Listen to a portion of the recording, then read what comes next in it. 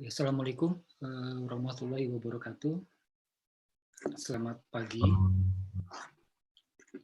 Eh, Apakah suara saya terdengar? Terdengar Pak Firman. Oke, terima kasih. Jadi, Selamat pagi, Mas. oke, selamat pagi, Pak. Jadi pada pagi ini saya ingin berbagi tentang pengenalan konsep dinamika spasial dalam analisis lingkungan hidup. Ya terus terang, saya pribadi untuk secara konsep dinamika spasial ini masih belajar lah. Apalagi ketika saya tahu pemapar berikutnya, ya pemateri berikutnya adalah Pak Hardi, wah saya terus terang grogi nih karena ahlinya ahli dalam konsep sistem dinamik, dalam dinamika spasial ini beliau ya. Jadi saya tidak akan fokus kepada konsep ya dinamika spasialnya, tapi lebih ke mengapa sih kita perlu belajar ya, perlu menerapkan tentang konsep dinamika spasial dalam lingkungan hidup. Isinya ada 4 ya di sini, tentang lingkungan hidup ini sekilas, kemudian analisis spasial juga sekilas ya, kemudian lebih banyak ke dinamika spasial, jadi lebih banyak ke sharing, berbagi tentang apa yang telah kami lakukan, kemudian potensi apa sih sebenarnya apabila kita memahami ya dinamika spasial ini, terutama dalam pemantauan lingkungan hidup. Ini sudah disebutkan oleh Kang Arik ya tadi tentang saya. Mungkin ada yang bertanya apa sih HCVRN ini? HCVRN ini ada satu kelompok profesi ya yang menilai usulan dari perusahaan yang ingin jual beli karbon, kasarnya seperti itu. Bisa melakukan review, kemudian di GIC ini dari 2014 sampai 2018 saya pernah bekerja di sana, sampai sekarang masih membantu. Dan yang paling penting ini yang paling akhir nih, peneliti di Center for Remote Sensing. Pentingnya kenapa? Karena oleh Profesor Ketut Wikantika semua mantan staff ya di sana dianggap sebagai peneliti ya seumur hidup, walaupun tidak aktif ya. Jadi saya sebenarnya malu ya belum aktif menyumbang riset seperti itu di Center for Remote Sensing. Oke, tentang lingkungan hidup ya. Jadi kalau kita mendengar istilah lingkungan hidup, mungkin ada sebagian orang ya termasuk saya berasumsi lingkungan hidup itu hanya faktor biotik ya, misalnya tumbuhan, hewan, misal manusia juga termasuk lingkungan hidup. Tapi pada intinya lingkungan hidup itu adalah interaksi antara faktor biotik dan abiotik. Jadi di sini ketika kita melakukan pemantauan lingkungan hidup, yang kita pantau bukan hanya yang hidup-hidup saja ya, bukan hanya fauna, hewan ya, bukan hanya tumbuhan atau flora, tapi juga faktor abiotik yang mempengaruhi kualitas hidup manusia. Jadi kalau di RPPLH ya, itu yang saya baca di RPPLH Jakarta tahun 2014, pemantauan kualitas udara, kemudian pemantauan kualitas air pun termasuk bagian dari lingkungan hidup. Kemudian yang menjadi penting adalah mengapa kita memantau ya, kita memantau kualitas lingkungan hidup, ujung-ujungnya adalah untuk kesejahteraan manusia ya. Nah, manusia ini juga agen terbesar ya dalam yang mempengaruhi kualitas lingkungan hidup. Oleh karena itu, salah satu komponen dalam analisis RPPLH Jakarta, DKI Jakarta 2014 adalah jumlah penduduk. Ya, nanti saya akan sampaikan kaitan antara konsep dinamika spasial dengan jumlah penduduk. Kalau jumlah penduduk semakin besar kan tekanan semakin besar, kemudian bagaimana kita harus merespon, ya, seperti itu. Jadi bukan hanya faktor biotik, tapi juga faktor abiotik, ya. Ini saya yakin Anda semua sudah paham, ya, tentang lingkungan hidup, kemudian ruang lingkup, ya. Ini saya kutip saja langsung dari laporan RPPLH DKI Jakarta. Jadi ruang lingkupnya dari materi RPPLH yang rekan-rekan saat ini sedang pelajari adalah pemanfaatan atau pencadangan sumber daya alam, kemudian dan selanjutnya, ya, ini teorinya seperti inilah. Jadi komponen dalam apa yang kita lakukan, ya, bisa misalnya tadi, ya, jumlah penduduk dan sebagainya, dan analisis yang dilakukan biasanya gabungan, ya, antara analisis non spasial, dalam hal ini data atribut, ya, misalnya ada pertambahan jumlah penduduk tahun 2000, kemudian 2010, kemudian biasanya dalam perencanaan itu diprediksi jumlah penduduknya berapa, kemudian luas lahannya berapa, kemudian kebutuhan manusia untuk hidup itu berapa meter persegi atau berapa kilometer persegi, kemudian diperkirakan kira-kira masih cukup tidak nih si satu wilayah tertentu untuk mendukung kehidupan di atasnya. Nah, di sini saya akan fokus, ya, untuk analisis spasial. Jadi mengapa ini penting?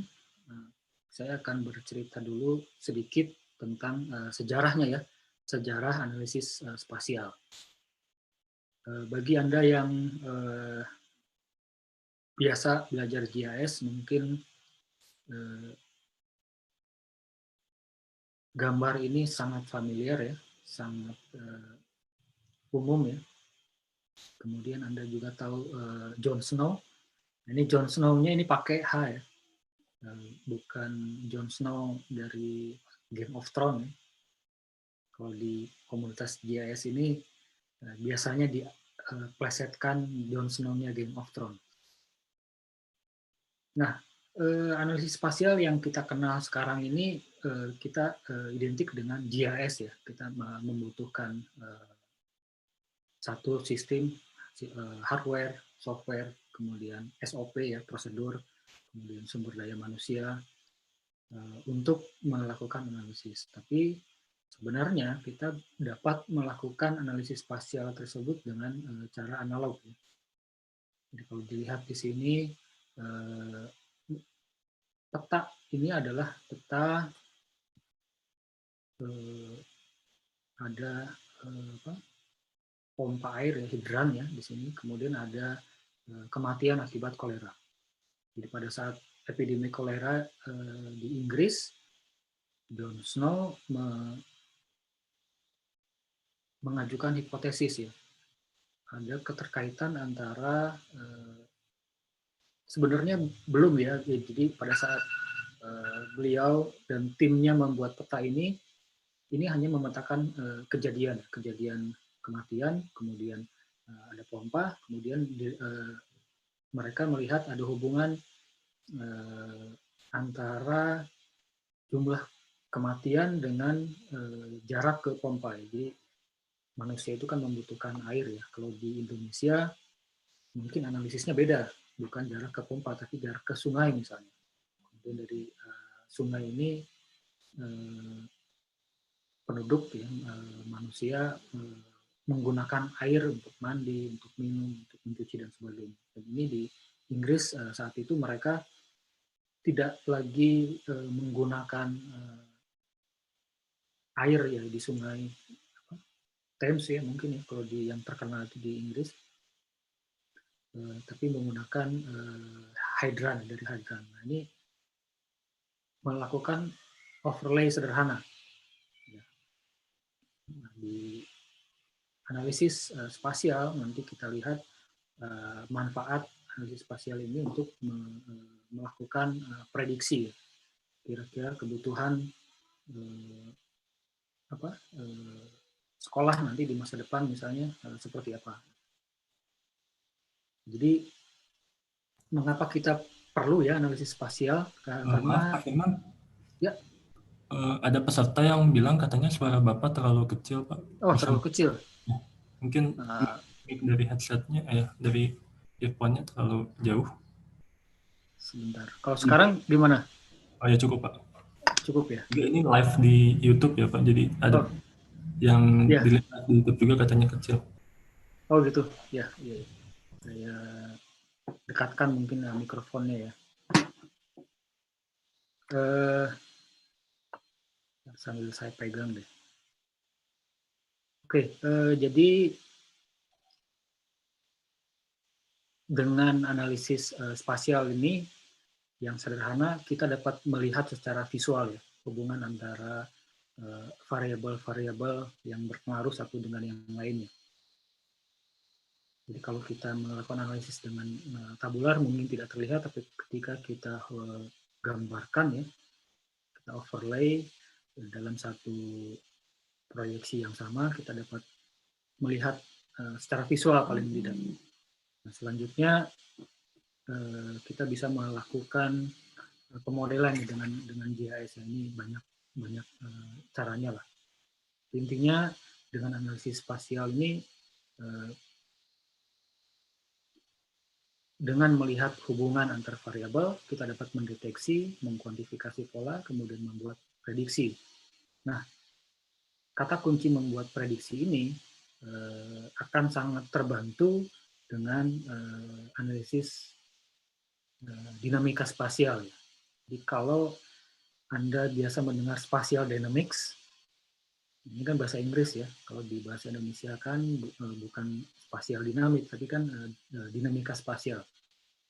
Nah, ini kita dapat membuat prediksi ya. Jadi kalau misalnya RT RW itu dibuat untuk misalnya 25 tahun ke depan, yang saya tahu sih biasanya prediksi populasi ini itu menggunakan formula tertentu ya, hitung-hitungan dari data time series populasi sekian tahun ke belakang, kemudian modelnya apa gitu, apakah dipertimbangkan juga emigrasi dipertimbangkan, kemudian kelahiran dan sebagainya dihitung, maka diprediksi 2035 misalnya 2045 jumlah penduduk di satu daerah berapa.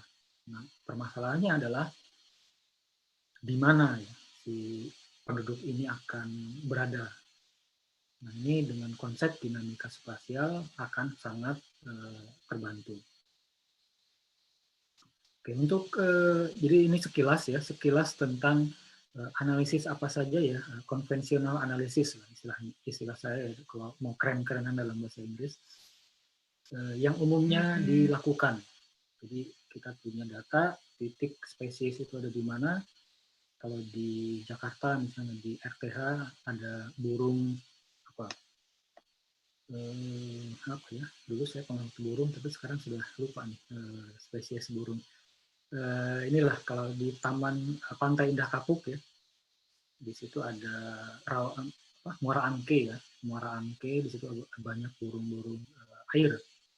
Nah, ini ada orang melakukan pengamatan, kemudian dicatat ya lokasinya, kemudian ditampilkan.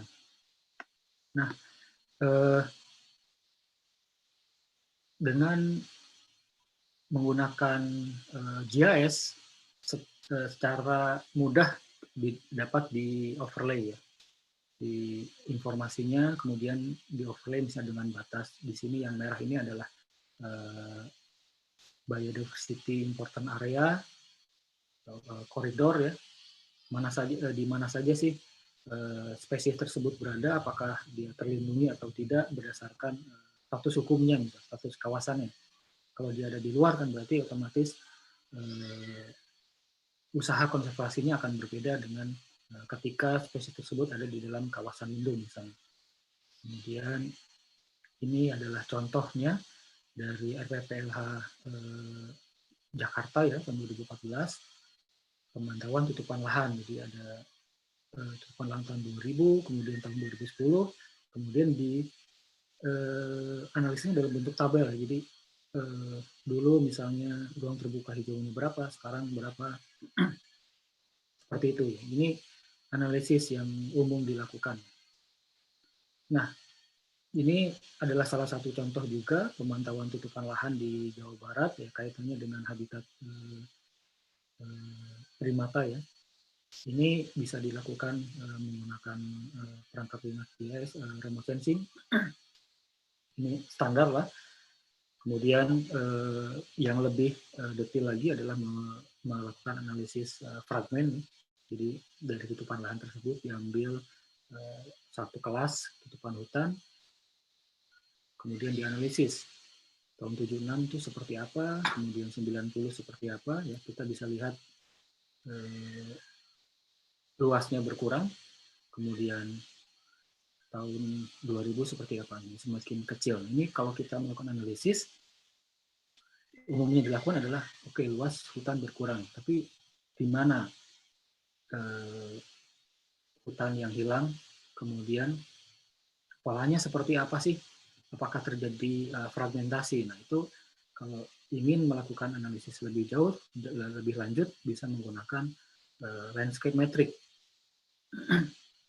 Jadi dengan menggunakan landscape matrix, misalnya jumlah petak, kemudian luas hutan, kita dapat melihat bahwa luas hutan itu berkurang dari 76 sampai 2001.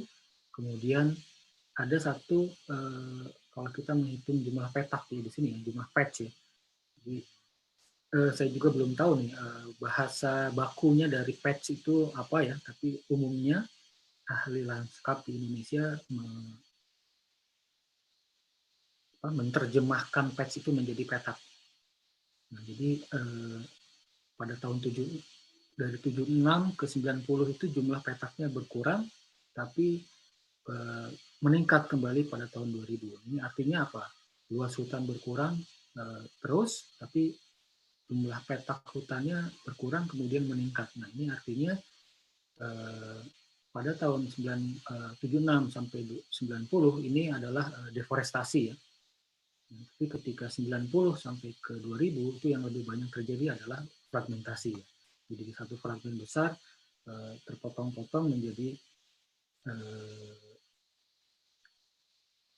fragmen yang lebih banyak. Ini analisis yang lebih lanjut ya, tapi belum analisis dinamika spasial. Ini juga menggunakan parameter yang lain, rata-rata luas petak, kemudian rata-rata indeks bentuk ya, dan banyak ya. Jadi menurut, kalau software yang sering digunakan itu yang gratis itu Fragstat ya, tapi kalau sekarang di QGIS juga sudah ada, kemudian di R sudah ada, jadi banyak pilihan. Tapi analisis ini pada intinya sama, kemudian bermanfaat untuk melakukan analisis spasial. Kemudian salah satu komponen dari analisis tersebut adalah indeks PC ya, probability of connectivity. Jadi ini kaitannya antara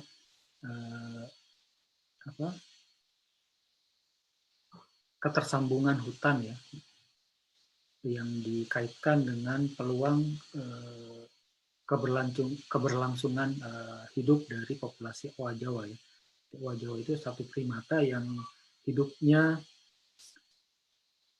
lebih banyak di atas pohon ya, kemudian berpindah dari satu lokasi ke lokasi yang lainnya dengan menggunakan tajuk pohon. Jadi sangat jarang owa tersebut turun ke tanah kemudian berpindah ke lokasi yang lain. Kenapa? Karena tungkai depannya lebih kuat daripada tungkai belakang. Tangannya ini lebih kuat daripada kakinya. Jadi kalau dia turun karena dia menggunakan kaki atau Ini dia akan, mohon maaf, saya lupa mencas nih.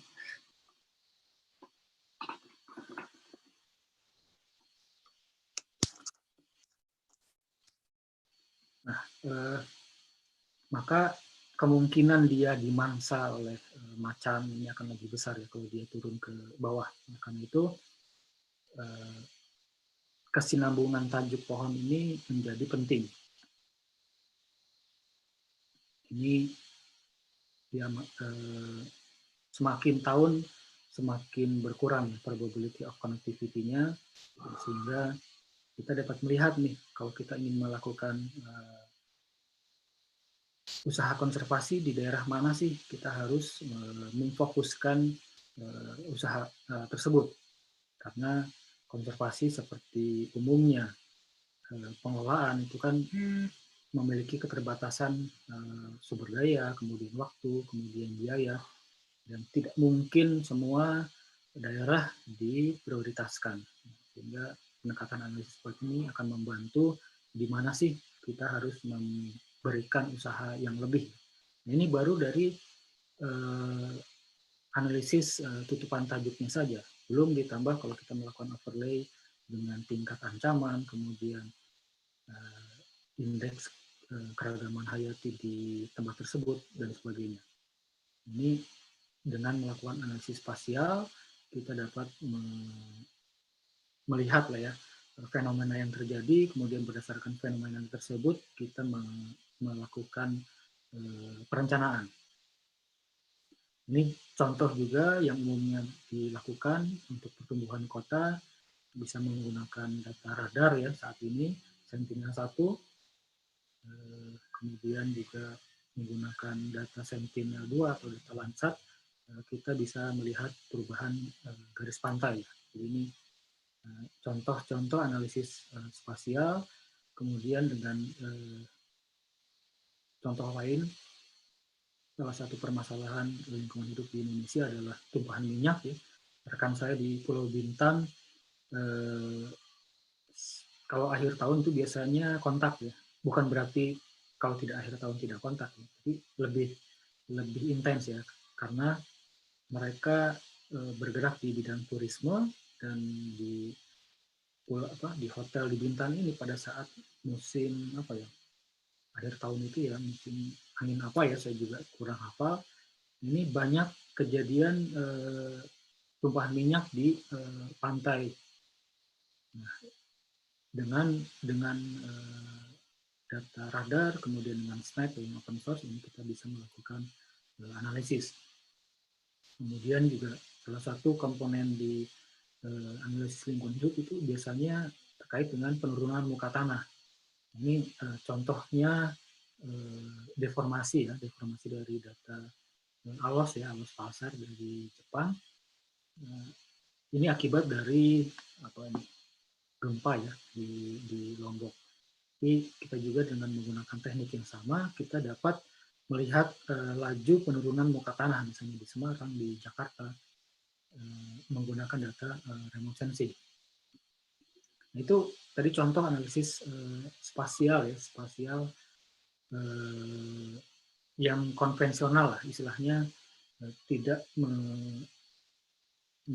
mempertimbangkan waktu, kemudian tidak mempertimbangkan kedekatan satu sel dengan sel yang lain ya. Nanti kita akan lihat seperti apa. Nah, ini contoh mengapa kita perlu belajar ya tentang konsep dinamika spasial. Analisis yang tadi, analisis spasial yang tadi itu umumnya terkait dengan kejadian yang di masa lalu ya, yang sudah terjadi. Misalnya tutupan lahan tahun 90, 2000 itu kan sudah terjadi. Kemudian kita lihat, oh ternyata polanya begini loh. Bagaimana sih kita ingin mengurangi ya? Biasanya ya mohon maaf saja, yang ada di peraturan di Indonesia itu sifatnya normatif ya. Oke, mengurangi laju kerusakan hutan dengan melakukan aksi seperti ini. Tapi di mana aksi tersebut harus dilakukan sangat jarang ya. Saya belum pernah menemukan laporan yang atau apa sih istilahnya menyarankan, oke, berdasarkan tren kerusakan atau tren deforestasi di Indonesia atau tingkat keberhasilan reforestasi atau afforestasi, maka di wilayah ini perlu dipertimbangkan untuk ditambah misalnya jumlah pohonnya dan sebagainya. Nah, ini sebagai contoh adalah analisis yang dilakukan di Amazon ya. Anda bisa lihat di sumbernya di sini ya, The Guardian, dari Guardian News. Akan lebih menguntungkan ketika kita mampu memprediksi. Jadi di sini di mana sih si pembalak hutan ini ya, yang perusak hutan ini akan beroperasi ya. Di sini banyak variabelnya. Salah satunya adalah melakukan valuasi dari hutan tersebut. Di sini ada value semakin berwarna biru, ini nilainya semakin tinggi ya dalam dolar per hektar. Ketika kita mampu melakukan prediksi menggunakan data di masa lampau, kemudian menggunakan banyak variabel, nah maka perencanaan tersebut akan menjadi lebih efektif ya. Fokus dari misalnya di sini sudah terdeteksi kemungkinan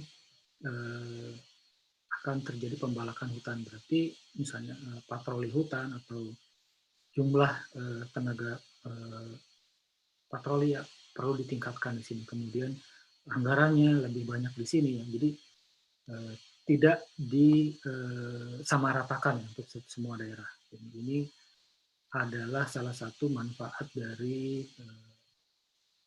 analisis dinamika spasial. Nah, saya akan mengambil contoh ya kasus yang kami lakukan ya. Waktu itu kantor kami Geoinformatics Center dari Thailand mendapatkan dana dari World Bank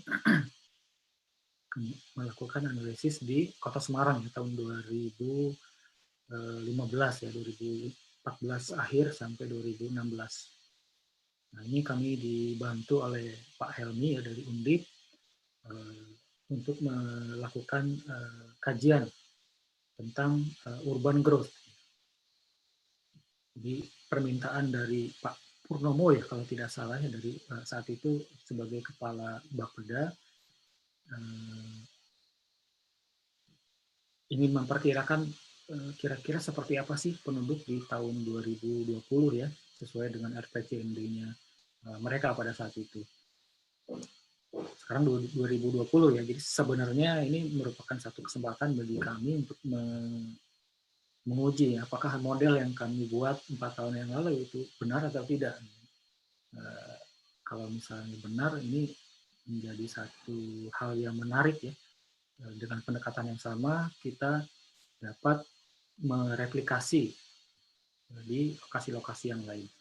Jadi ini PR ya, terus terang bagi kami untuk menguji, karena kan 2020 sudah ada, otomatis kita dapat melihat kondisi saat ini. Nah, Pak Helmi melakukan analisis ya build up area menggunakan data Landsat 99. Jadi yang digunakan itu adalah apa ya? NDBI ya, Normalized Difference Build Up Index. Kita lihat 99 seperti ini, kemudian 2007 dari build up areanya 15%, kemudian sekarang menjadi 18%. Yang menarik adalah 2 tahun kemudian. Jadi dari 18% ini menjadi 26% ya. Jadi yang tadinya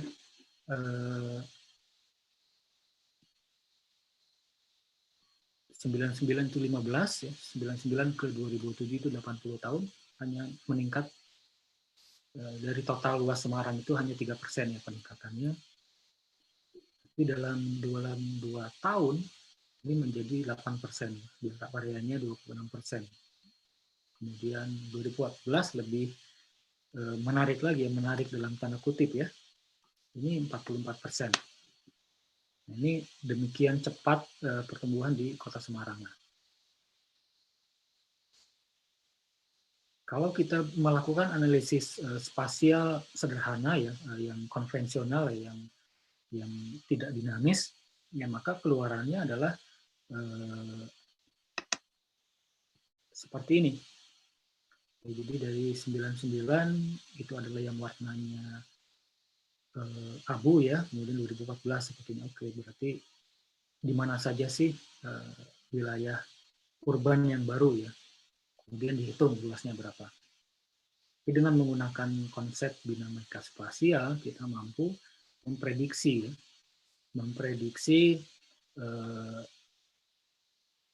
di mana sih wilayah urban tersebut atau tutupan lahan pada tahun 2020.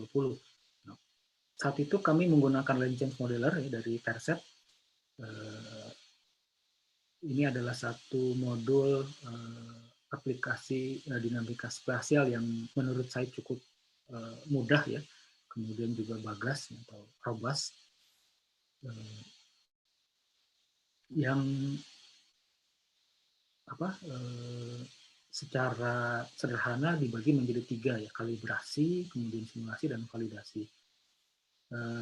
Untuk aplikasi yang lain yang nanti saya akan jelaskan di akhir, yang memiliki kemampuan yang sama ya dengan Percept, namun sifatnya open source. Jadi kalibrasi ini pada dasarnya adalah pembangunan model. Ya. Jadi kalau kita melakukan analisis dinamika spasial, kita akan membutuhkan, kalau ini terkait ya, jadi saya fokus dinamika spasialnya ini ke perubahan tutupan lahan. Tidak ke misalnya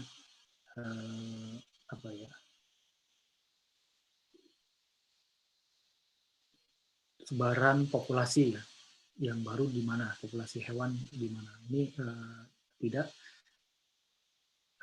Jadi lebih fokus saya jelaskan tentang tutupan lahan dan nanti adalah penduduk, karena terkait dengan pemantauan lingkungan hidup.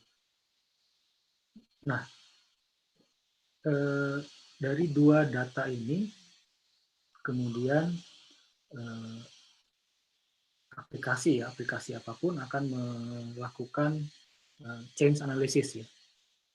Jadi dari tahun 99 misalnya lahan terbuka, kemudian di 2011 itu tetap lahan terbuka, tapi ada juga di pixel yang lain berubah nih lahan terbuka ini misalnya menjadi permukiman atau menjadi wilayah pasar ya dan sebagainya. Jadi kalau misalnya ada 1000 kali 1000 pixel, kemudian change analisis ini akan membuat matriks ya. Membuat matriks berapa persen sih kemungkinan satu tutupan lahan berubah menjadi tutupan lahan yang lainnya. Jadi kalau misalnya ya, kalau dari 1000 pixel, 1000 kali 1000, kemudian misalnya luas sawah misalnya ada 100 pixel nih. Dari 100 pixel sawah pada tahun 99, kemudian di 2001 itu apakah tetap 100 pixel misalnya atau berkurang. Nah, kalau misalnya berkurang menjadi 50, nah sisanya ini menjadi apa? Nah, kemudian nanti dihitung transition potensial. Kemungkinan sawah ini berubah menjadi permukiman, kemungkinan berubah menjadi pabrik misalnya, ini berapa. Kemudian dalam pemodelan ini kita membutuhkan data driving factors. Nah, driving factors ini tergantung dari istilahnya skenario ya. Jadi kalau misalnya kita ingin melakukan analisis perubahan wilayah urban, Maka faktor-faktor apa saja sih yang membuat manusia itu memilih satu lokasi sebagai permukiman? Ini berdasarkan literatur itu kami definisikan, kami set, kami tentukan driving factors-nya itu adalah akses ke jalan, kemudian akses ke fasilitas publik, akses ke infrastruktur, kemudian juga elevasi dan kemiringan lereng. Dan ini kami jadikan sebagai driving factors. Kemudian di tahapan berikutnya adalah melakukan simulasi. Jadi tadi 99 ke 2001, petanya ada, peta tutupan lahan, kemudian ada driving factors ya dalam bentuk peta juga. Ini dimasukkan ke terset ya. Kalau sekarang kita bisa menggunakan Molus juga. Nah, ini disimulasikan 2014. Kemudian kita lakukan validasi. Lakukan validasi berapa persen sih akurasinya ya, menggunakan data 2014 yang kita miliki juga ya. Jadi data dari analisis Bapeda Semarang 2014 tersebut ada petanya, kemudian kita bandingkan. Nah, ini juga menjadi satu tantangan tersendiri ya. Kalau asumsinya perubahan lahan itu adalah self-organized ya. Jadi salah satu konsep di analisis dinamika sistem dinamis ya, atau dinamika spasial itu adalah self-organized. Seperti nanti ada ya slide tentang itu ya. Jadi perubahan itu berjalan tanpa ada yang mengatur. Jadi asumsinya harus seperti itu. Bukan harus ya. Jadi asumsi yang digunakan adalah perubahan lahan itu berjalan secara organik ya. Jadi tanpa perintah misalnya, oke, kata gubernur atau kata wali kota daerah sini berubah tutupan lahannya dari hutan menjadi sawah misalnya. Nah, ini tidak mungkin diprediksi. Kalau yang sifatnya natural ya, alamiah, berdasarkan apa sih istilahnya kecenderungan dari satu makhluk hidup itu melakukan sesuatu. Nah, ini dapat dilakukan dan akurasi 86% ya ini cukup bagus ya, cukup tinggi dan tidak berarti kita harus mencapai akurasi 100% karena itu tadi, karena pada saat perubahan lahan itu bukan tidak semata-mata berlangsung secara alamiah ya. Jadi ada faktor X ya, ada faktor tangan yang berkuasa misalnya. Sebagai contoh di Kalimantan lah. Itu kan bisa jadi dulunya hutan sekunder ya, atau misalnya semak belukar, kemudian tiba-tiba berubah menjadi area tambang, atau berubah menjadi perkebunan sawit, dan ini jumlahnya juga tidak sedikit. Otomatis kita tidak akan mungkin mendapatkan model prediksi yang akurasinya tinggi, karena faktor X-nya ini besar ya. Jadi ini adalah satu apa ya?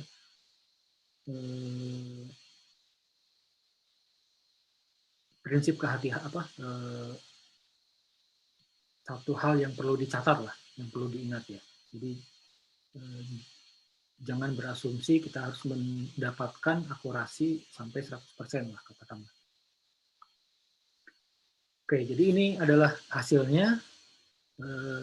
Jadi dari validasi itu memprediksi 2020, hasilnya bagus, oleh karena itu menggunakan 2011 dan 2014 diprediksi tutupan lahan Semarang 2020. Nah, disinilah pentingnya konsep dinamika spasial ya. Kita sudah prediksi nih lokasinya ada di mana. Kemudian kalau konsep yang umum yang biasanya digunakan oleh perencana adalah memprediksi populasi kan. Padahal ada satu hambatan ya, ada satu apa ya, satu kelemahan dari penggunaan analisis penggunaan data spasial dengan menggunakan wilayah administrasi sebagai apa unit area terkecilnya ya. Kalau kita lihat di sini,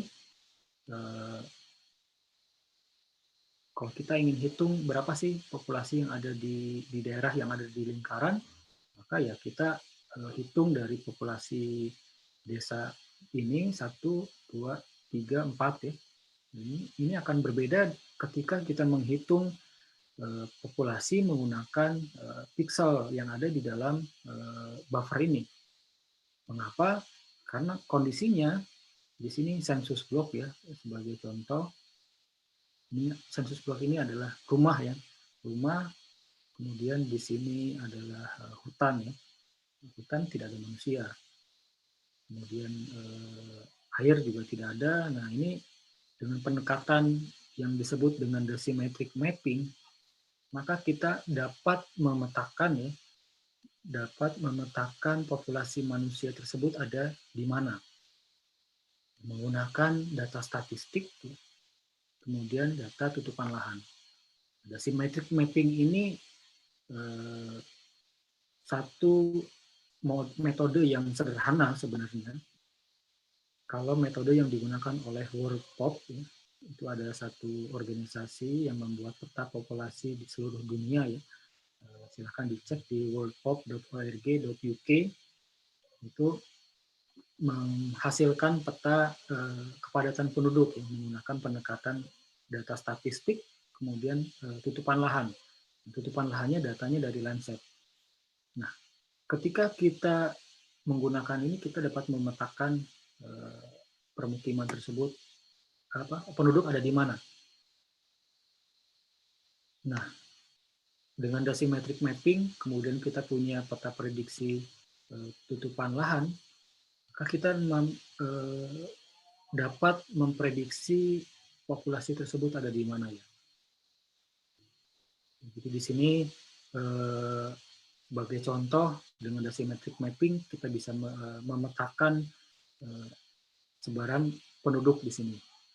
Kemudian 2014 seperti ini. Kemudian kalau kita prediksi tadi ya tutupan lahan tahun 2020, kemudian dilakukan prediksi juga 2020 penduduknya berapa, ada di mana sih si penduduk tersebut.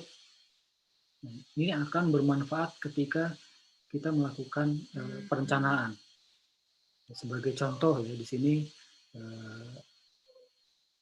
analisis yang standar ya, kalau di ArcMap itu Surface Area Analysis, ini untuk melakukan analisis aksesibilitas. Ini warna hijau ini adalah akses menuju rumah sakit ya, dalam 3 km yang dihitung menggunakan jalan. Jadi bukan 3 km buffer, karena manusia itu bergerak kan menggunakan jalan ya, tidak seperti burung ini bisa terbang sehingga tidak menggunakan buffer ya.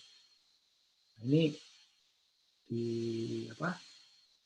di solve ya. Kemudian ini adalah cakupan ya, daerah-daerah yang terjangkau oleh rumah sakit dengan jarak 3 km. Nah, ketika kita ini adalah kondisi existing, kemudian ketika kita mampu memetakan populasi di masa mendatang itu ada di mana ya, dengan pendekatan tadi, dengan memprediksi tutupan lahannya seperti apa, kemudian memprediksi populasinya berapa. Kemudian dari dua data tersebut, menggunakan decimetric mapping, kita membuat peta seperti ini.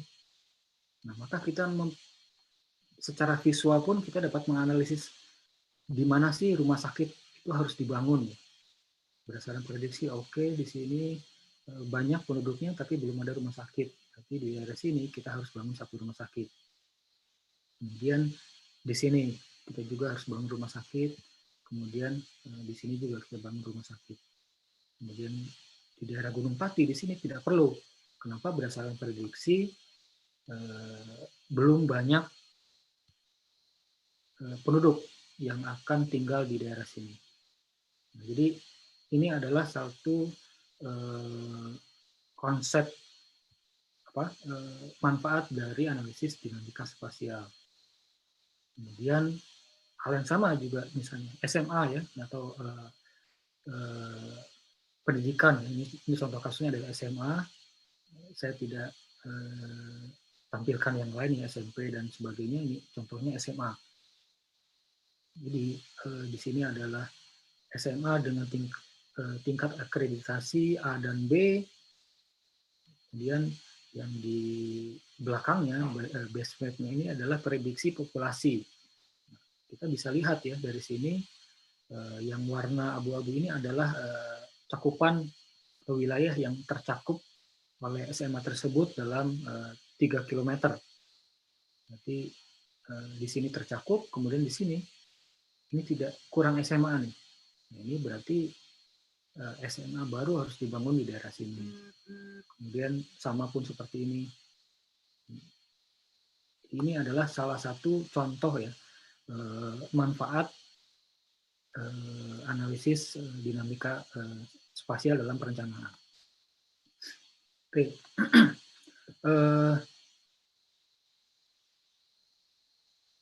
Untuk memahami dinamika spasial ini ada dua konsep penting ya.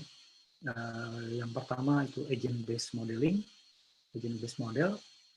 Kemudian yang kedua selular automata. Yang akan saya jelaskan ini hanya sekilas ya. Saya yakin Pak Hardi nanti akan lebih banyak menjelaskan ya tentang konsepnya. Kalau saya sampaikan sekarang, bisa jadi apa yang saya jelaskan itu tidak jelas ya. Dijelaskan tapi tidak jelaskan, daripada bingung lebih baik tidak saya sampaikan. Tapi saya hanya sampaikan sedikit lah. Nah ini kaitannya, jadi apa ya? Dinamika spasial itu di cetus cikal bakal dari dinamika spasial itu terkait dengan teori yang disampaikan oleh Schelling tahun 1971. Nah, agent-based model ini sekarang kan lagi viral nih sepedahan ya. Nah, sepedahan ini viral, tapi padahal pakai contoh di sini tukang roti ini dari dulu dia sepedahan gitu. Tapi kok kenapa tidak banyak orang mengikuti trennya dia gitu ya. Nah ini kenapa? Karena dia bukan satu agen, bukan satu agen perubahan. Jadi di sini kalau dari teori ya, ini agen based model ini adalah satu model komputer ya untuk mensimulasi aksi dan interaksi dari agen otonomus ya. Nanti kita lihat untuk melihat efek dari satu agen tersebut secara keseluruhan. Nah, contoh yang paling banyak digunakan adalah contoh tentang agregasi atau segregasi permukiman di Amerika ya. Di sini New York City.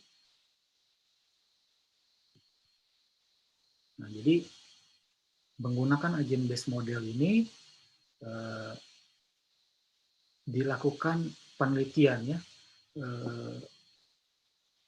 Ada kecenderungan orang-orang yang memiliki latar belakang yang sama, misalnya ya latar belakang agama atau latar belakang ras ya, itu cenderung memilih hidup berdekatan ya, dengan orang-orang yang latar belakang sama tersebut. Ketika dalam kasus seperti ini kemudian diukur tingkat kepuasan hidupnya, threshold-nya ya, berapa, kemudian dimodelkan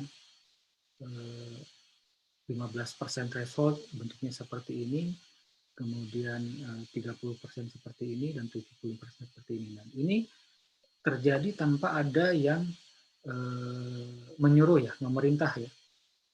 Seperti di sini populasi dari misalnya orang Asia ya, di sini warna merah, ini cenderung berkelompok ya. Ini dengan pendekatan agent based model kita dapat melakukan simulasi.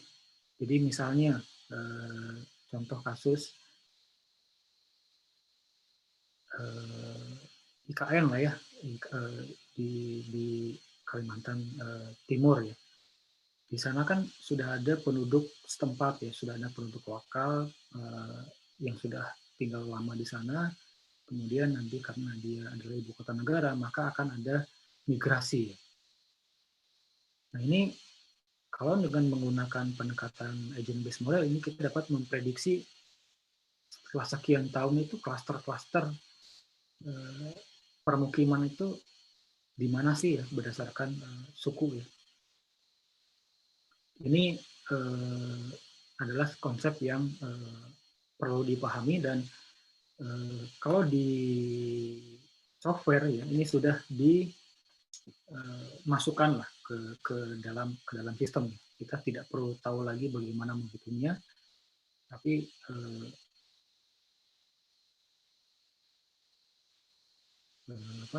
kita perlu paham lah bagaimana si model ini bekerja. Nah, yang kedua adalah yang penting adalah model selular automata. Kalau saya pribadi ini model ya setelah kemarin mempersiapkan materi ini saya berpikir model selular automata ini sebenarnya sudah dicetuskan oleh Nabi Muhammad ya. Bukan karena saya berjenggot sehingga saya cocokologi ya. Ini Islami tidak Islami seperti kasus sekarang yang lagi viral. Jadi prinsipnya secara sederhana adalah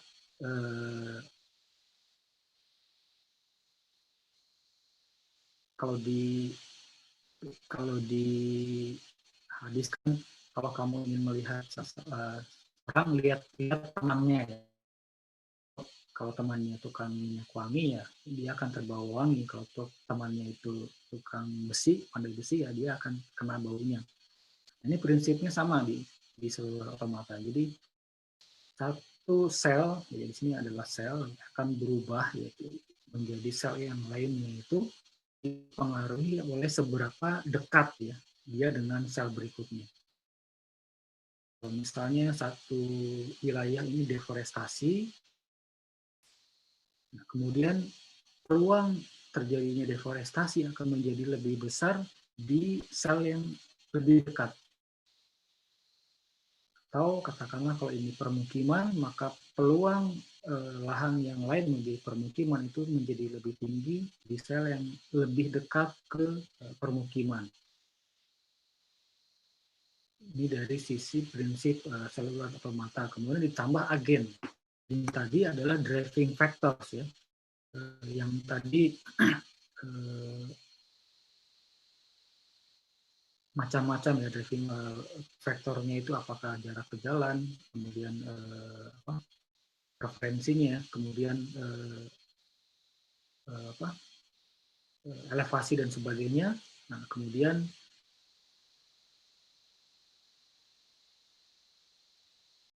kira-kira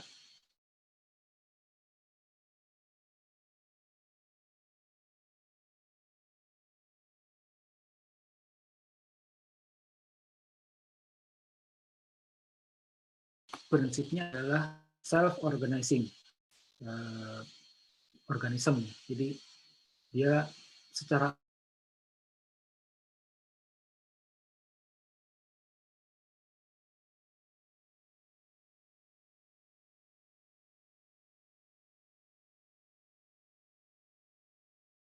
model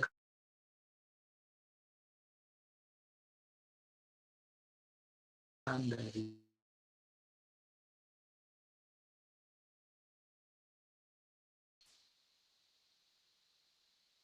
ini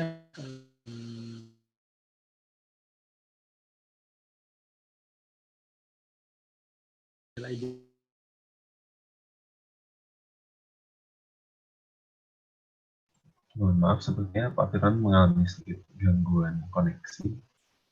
Ini Pak Firman bisa mengecek kembali koneksinya, Pak.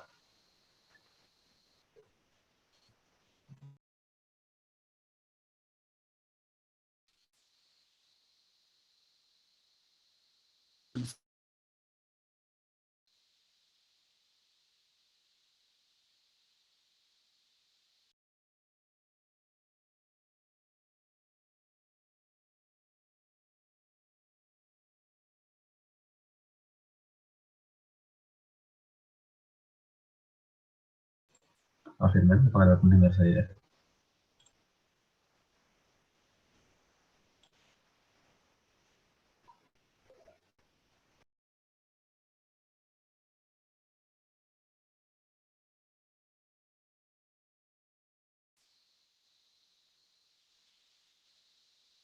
bagusnya gimana?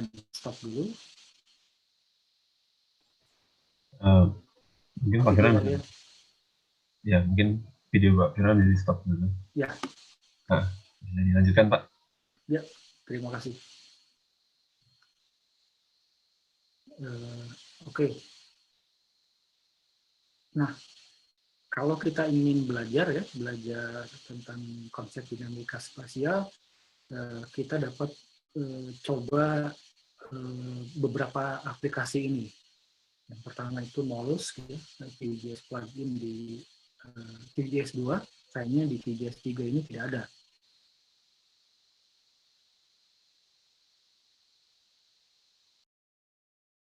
Kan tadi ya, kalau yang lapis ini,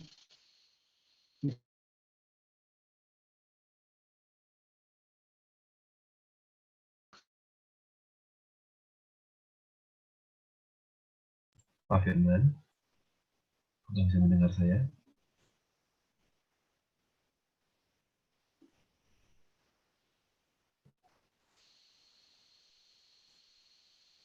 nah, Ya Pak Firman, apakah sudah kembali lagi?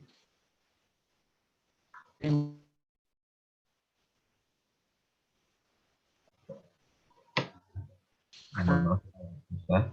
Sepertinya Pak Firman mengalami sedikit gangguan koneksi. Kita menunggu kembali sampai Pak Firman koneksinya bisa kembali dengan normal.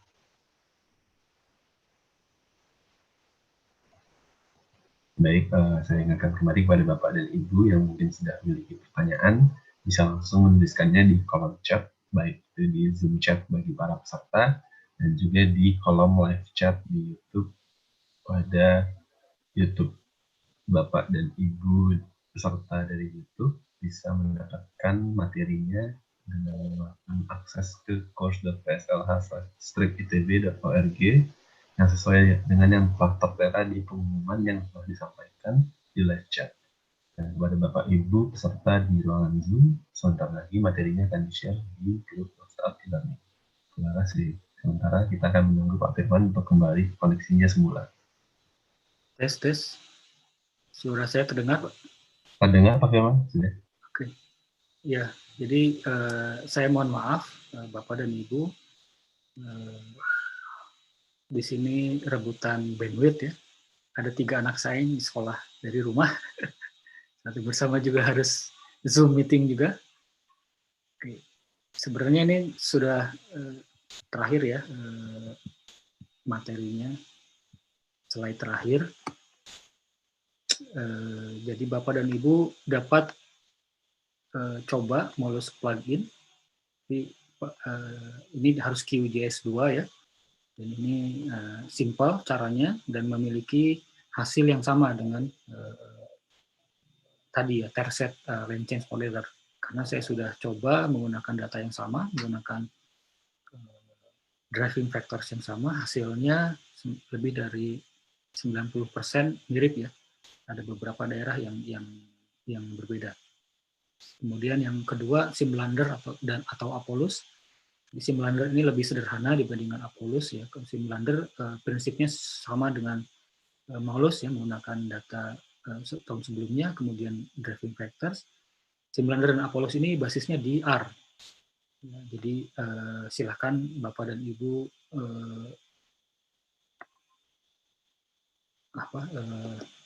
berselancar ya ke website tersebut. Ini karena dia open source, maka source code dan data sampelnya sudah disertakan, sehingga kita dapat belajar menggunakan script yang sudah ada. Kemudian yang ketiga adalah dinamika ego. Ya, ini dinamika ego ini dikembangkan oleh satu perusahaan dan universitas ya, kalau tidak salah di Brasil. Dia bukan open source. Jadi kalau open source itu free software ya, di mana kita dapat mengubah kode sumbernya, kemudian merilisnya kembali. Tapi kalau dinamika ego ini freeware ya. Freeware itu kita dapat softwarenya gratis, kita gunakan ya tanpa perlu membeli dan resiko ditanggung sendiri. Tapi kita tidak mampu, tidak dapat mengubah kode sumbernya. Dan yang terakhir ini line change modeler, dan ini yang paling banyak digunakan. Kemudian modul ini juga bukan hanya line use change, tapi juga terkait dengan misalnya stok karbon, kemudian dan sebagainya. Jadi itu saja yang dapat saya sampaikan.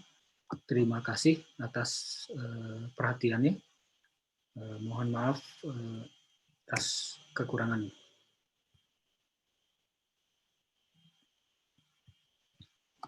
Ya, mungkin itu saja, Mas Satria. Ya, mungkin dikembalikan kepada moderator, Mas Arik. Silakan, Mas Arik.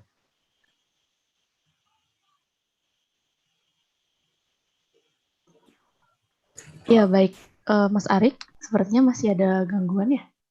Oh ya, terima kasih Pak Firman atas pemaparannya. Saat ini masuk ke sesi tanya jawab. Ya.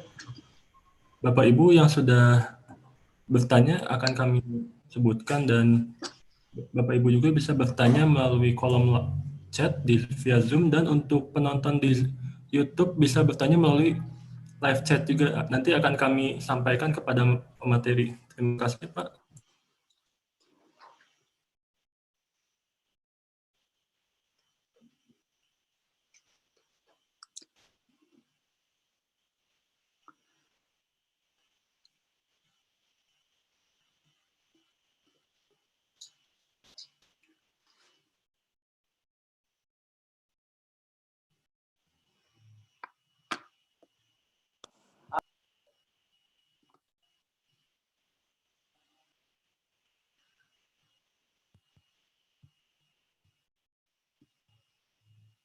Halo. Iya, Pak.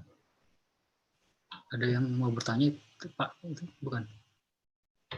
Mungkin peserta di Zoom chat ini bisa langsung bertanya saja secara langsung ke Pak. Oke, di sini ada pertanyaan menggunakan WordPress. Oh, maksudnya yang tadi ya, yang Apollos itu ya. Jadi yang di slide terakhir itu kan ada Apollos, webnya memang simlander.wordpress.com. Caranya bagaimana ya? Sebentar, saya ada nggak di sini ya?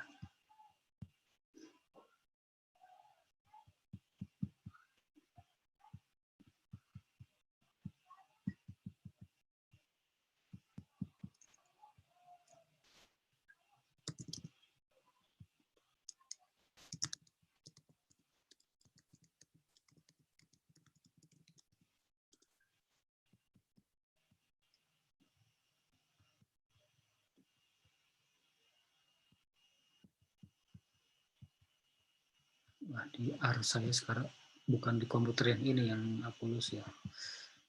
Oke.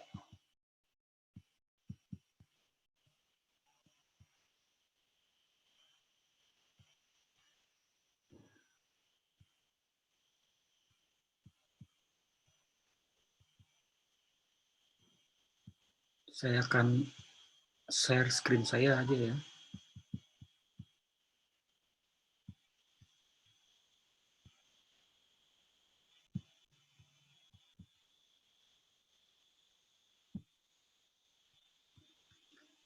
Nah, di sini SimBlender ini satu software ya. Di sini mungkin kurang jelas tulisannya, saya perbesar dulu. SimBlender adalah simulation of land use change using R and is a prototype cellular automata land model built for the R environment. Caranya bagaimana? Silahkan ini diunduh ya, download latest simulation SimBlender.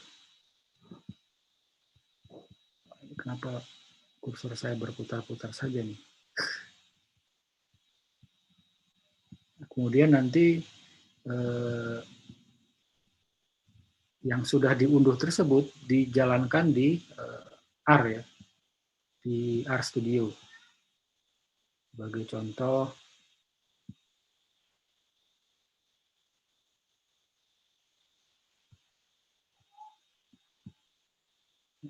di SimBlender ini simple ya.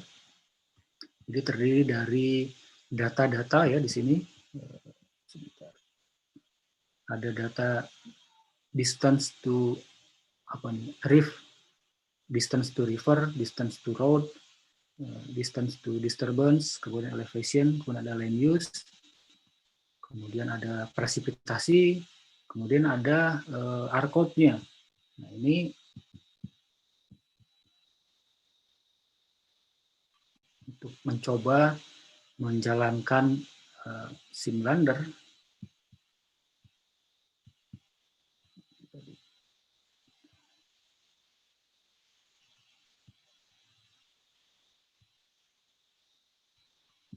Lupa saya.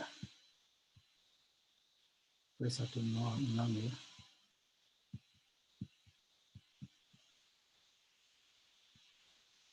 Oke.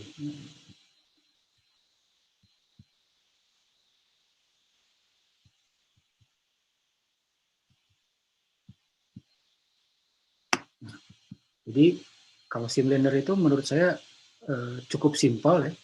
Kalau kita ingin belajar tentang SimBlender, cukup tadi masuk ke situsnya simblender.wordpress.com, kemudian download tadi ya simblender.zip, kemudian dibuka di folder, diekstrak filenya, kemudian buka ini script R-nya di dalam RStudio. RStudio ini silahkan googling ya, cukup mudah instalasinya. Pertama install R, kemudian install RStudio, dan ini adalah contohnya. Ini dengan contoh ini kita langsung dapat jalankan ya. Jadi akan melakukan analisis ya dari data land use tahun 5699, kemudian driving factors-nya ini adalah distance to river, distance to road, kemudian nanti dia melakukan masking, kemudian memprediksi membuat accessibility analysis ini, kemudian calculate suitability ini sudah bawaan dari sananya ya. Dan untuk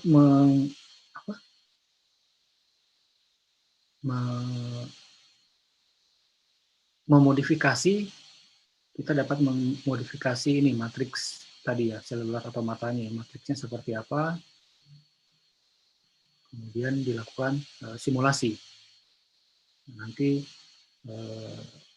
proses berjalan ya seperti ini, land use simulation for 1961 dan selanjutnya, nanti kita akan dapat hasil langsung.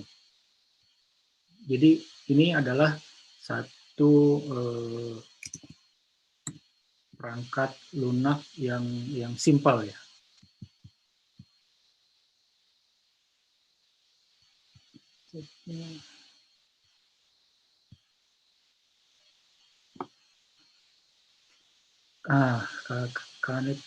Keanekaragaman hayati laut. Nah ini saya belum pernah melihat ya, membaca apakah mungkin atau tidak, karena apa ya, laut itu beda dunia ya dengan lingkungan darat ya.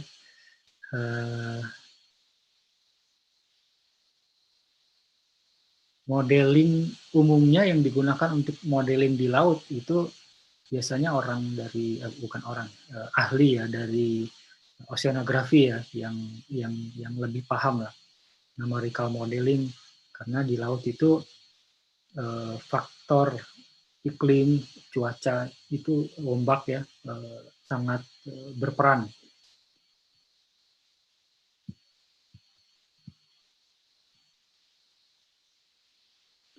Kalau sekalian saja menjelaskan, kalau untuk apa namanya,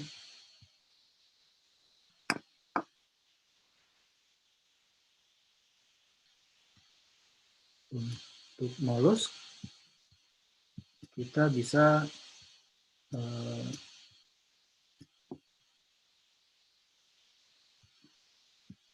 menggunakan QGIS-2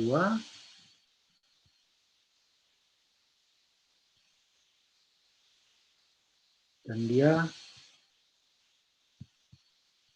sederhana ya, sama dengan tadi Simlander, misalnya inisialnya 2011, kemudian finalnya 2014, kemudian jarak distance misalnya distance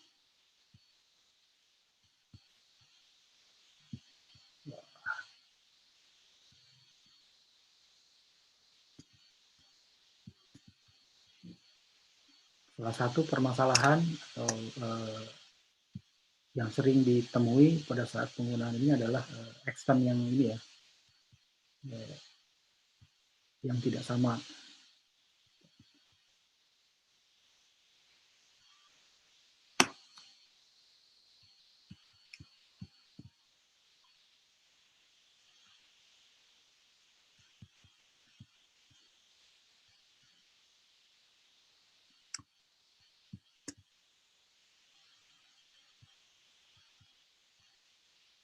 Ini adalah data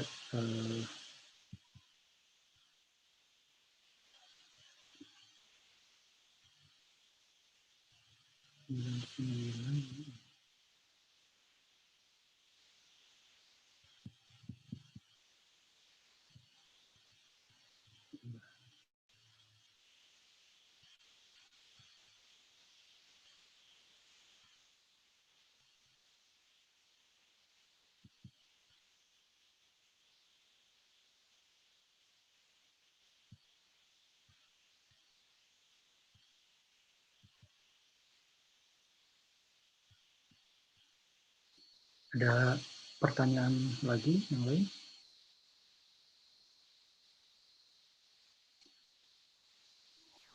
Iya Pak Firman. Ya. Mohon maaf. Ini ada beberapa pertanyaan dari live YouTube Pak. Ada dua pertanyaan, mungkin saya akan bacakan ya Pak ya. Yang pertama ada pertanyaan live YouTube dari Bapak Sony Darmawan. Ini kalau misalnya kira-kira tools atau software apa yang mudah digunakan untuk mahasiswa atau mahasiswi Pak dalam pembuatan aplikasi spasial dinamik seperti itu? Ini saya langsung bacakan dua pertanyaan saja Pak. Satu-satu aja kali ya, takut lupa. Oke, boleh Pak. Iya Pak. Ini dari Pak Sony Darmawan dulu kali ya Pak ya yang dijawab. Iya, terima kasih Pak Sony Darmawan. Sekalian saja ya di live YouTube ini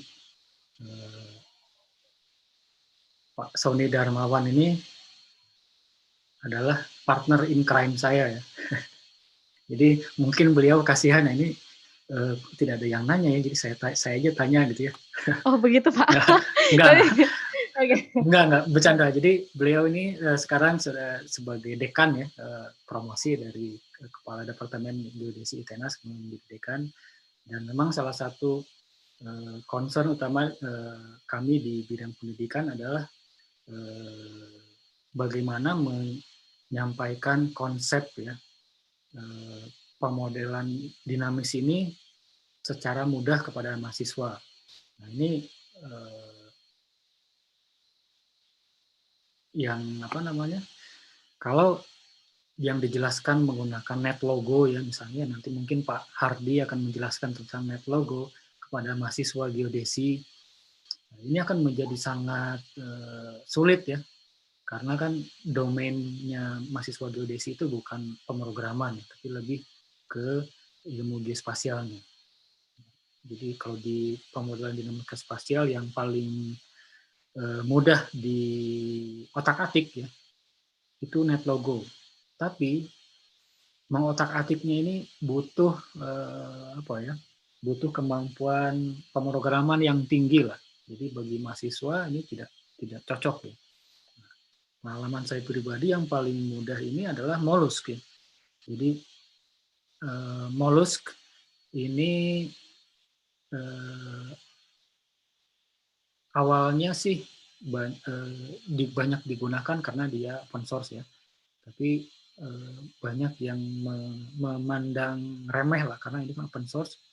Bagaimana sih dibandingkan dengan Terset ya, Line Chain Polylinear Terset. Nah, kebetulan saya sudah punya datanya, kemudian saya bandingkan dengan Mollusk, ini hasilnya identik lah dalam tanda kutip ya, karena tidak 100% sama, ada perbedaan sedikit. Kemudian yang kedua tadi Simlander. Simlander ini karena source code-nya kita bisa baca, kita bisa pelajari, kemudian kita bisa jalankan ya dengan data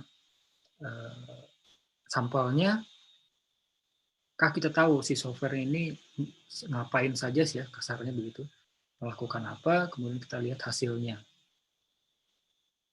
Mungkin kalau yang lebih kompleks lagi adalah Apollus. Nah, kalau Apollus ini sudah memasukkan skenario. Jadi kalau Mollusk dan Simlander ini transition potensial dari satu land use ke land use yang lain itu semua dihitung. Tapi kalau Apollus kita sudah melakukan skenario. Jadi misalnya hutan lindung ini tidak boleh berubah nih, walaupun di data sebelumnya ada perubahan, kemudian kita lakukan restriksi. Nah, di Apollus ini mungkin dilakukan, jadi levelnya lebih sulit daripada Simlander. Kemudian yang terakhir yang dapat digunakan tapi tidak mudah adalah dinamika ego, dan dinamika ego ini sudah ada tutorialnya ya untuk land use. Sebenarnya kalau tekun ya bisa ya, cukup mudah juga. Mungkin itu pertanyaan untuk Pak Sony. Terima kasih banyak Kang Sony. Tambahin Pak Mas Firman. Oh iya, silakan. Ada lagi yang agak mahal berbayar, Metronamika dia. Metronamika. Sama satu lagi kalau yang mau buatan dalam negeri ada buatan teman-teman ITS ya? Land use sim. Iya, benar. Cuma land use sim ini agak susah di-download, kita harus ikut pelatihannya mungkin ya baru. Iya. Kebetulan rekan saya juga sebenarnya tertarik yaitu ingin mengetahui land use sim ini, karena kan kalau land use sim ini powerful, kemudian ini kan buatan teman sendiri ya, dan kalau lihat dari ini sih dia fleksibel ya dan canggih gitu. Ini Python base. Ya, Python base. Berarti bisa di ini, maksudnya di Jupyter Notebook gitu atau sudah desktop? Oh, nggak, udah desktop. Oke. Ya, terima kasih Pak atas masukannya. Jadi saya lupa ya, land use sim ini harusnya tadi saya sebutkan. Kalau Metronamika saya baru tahu. Land use sim ini terus terang dulu pernah ada ya, kalau 5 tahun yang lalu sih ada downloadnya gitu ya, tapi dia masih trial. Kalau sekarang nggak bisa ya, kita coba juga ya, harus ikut pelatihannya. Oke, terima kasih banyak Pak masukannya. Ya, oke. Terima kasih Pak Firman dan juga Pak Bayu atas jawabannya tadi. Pertanyaan dari Pak Sony Darmawan ya, cukup banyak. Sepertinya tadi ada 5 jenis software ya yang bisa digunakan. Untuk beberapa ada yang mungkin bisa berbayar. Lalu ada lagi nih Pak Firman pertanyaan, mungkin saya kembali lagi ke pertanyaan yang di dalam Zoom meeting, itu dari Bapak Isron. Dalam kajian RPPLH mencakup tutupan wilayah darat dan perairan laut, apakah aplikasi model ini bisa digunakan untuk tutupan keanekaragaman hayati, Pak? Nah, ya ini tadi sempat saya singgung ya. Tadi saya sempat baca chatnya. Sudah ya Pak ya yang ini ya. Pak ya. Tapi akan saya ulangi lagi nggak apa-apa. Oke, boleh. Kalau jawaban jujur ya, jadi kan orang menjawab biasanya ada yang jujur, ada yang enggak. Kalau jawaban jujur saya belum tahu ya, tidak tahu karena belum pernah mencoba ya. Karena kalau saya prinsipnya kalau ada sesuatu misalnya seperti misalnya saya ambil contoh lah ya. Kemarin ada rekan yang bertanya, Kang Firman, kalau saya punya data UAV dari RGB, bisa tidak melakukan klasifikasi spesies misalnya di satu tutupan lahan? Ya teorinya sih bisa kan sebenarnya ya, tapi apakah valid atau tidak hasilnya kita tidak tahu sebelum kita melakukan percobaan. Nah, kaitannya dengan tutupan keanekaragaman hayati laut ini teorinya kan sebenarnya bisa ya.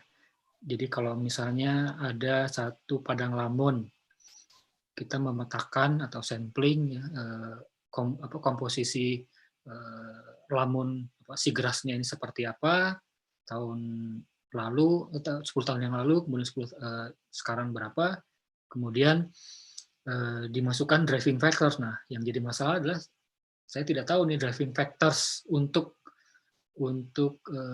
lamun ini apa kan. Kalau misalnya di tutupan lahan di darat misalnya berubah menjadi permukiman ini kan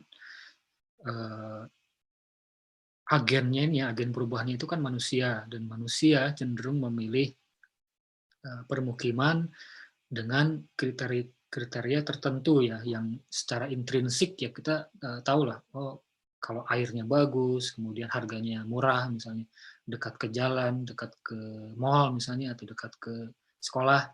Nah, itu kita jadikan sebagai variabel, kemudian nanti semua di stacking ya, ditumpang susunkan, nanti dengan menggunakan Markov chain ya tadi, dihitung transition potensialnya berapa, kemudian di set nih dari transition potensial ini saya batasi apa namanya, daerah ini tidak boleh berubah. Jadi transition potensial yang awalnya dari perhitungan ada nilainya saya set menjadi 0. Kemudian dilakukan prediksi. Nah, kalau di laut, nah ini bingung saya. Belum pernah nih. Mungkin untuk Pak Isrun, kalau masih penasaran, silakan kontak saya pribadi, Pak.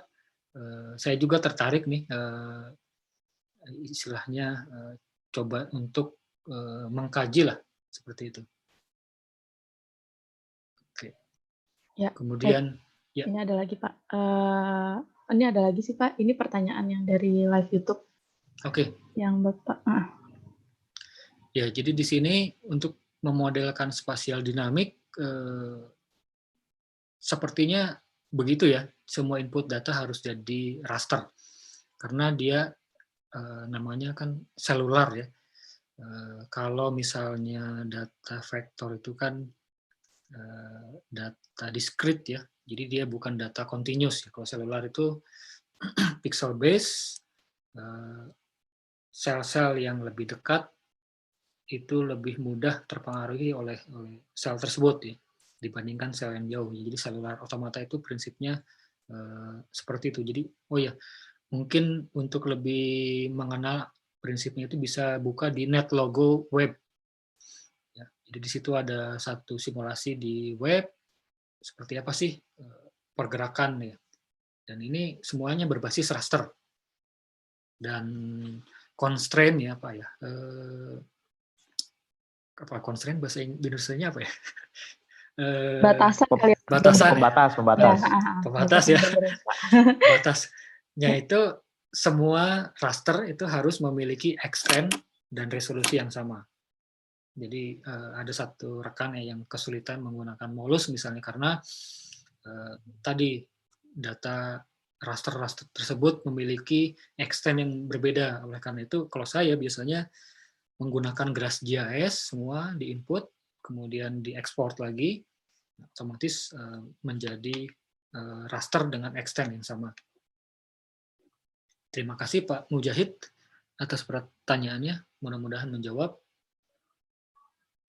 Ya, terima kasih Pak Firman dan juga terima kasih tadi Pak Isrun dan juga Pak Mujahid yang telah menyaksikan webinar kami melalui live stream YouTube.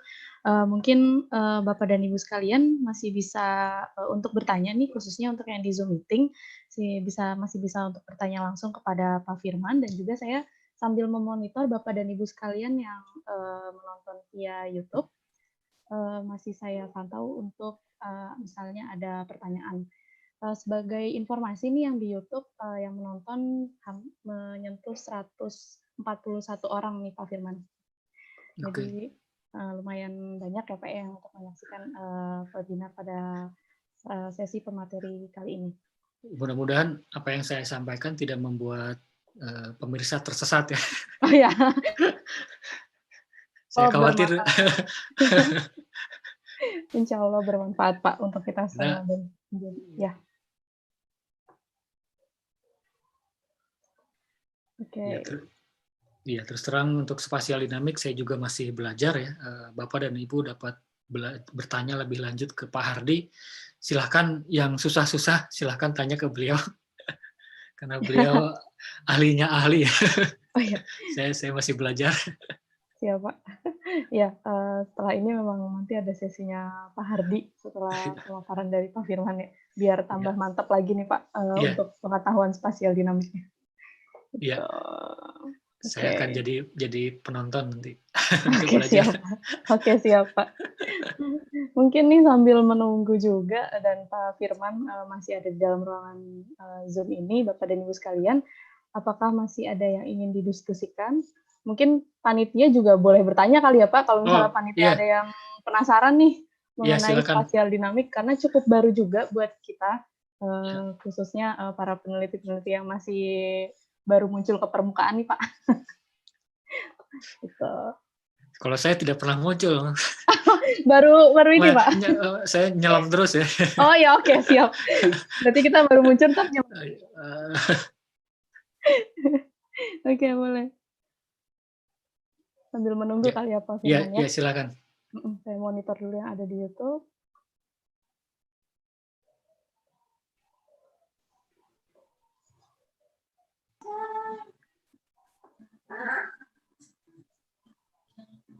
Tapi ini Pak Firman, sharing sedikit. Saya pakai Terset ya, Terset saya Markov.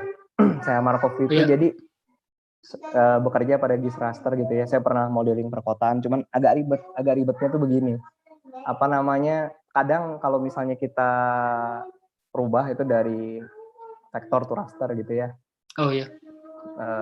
Jumlah pikselnya ini kan kadang nggak sama dengan antara layar jalan gitu dengan layar sungai, misalnya kadang nggak sama. Jadi kadang kalau di Terset itu kalau misalnya kita beda aja sedikit jumlahnya, padahal udah sama nih di extend yang sama, dia nggak mau jalan. Iya.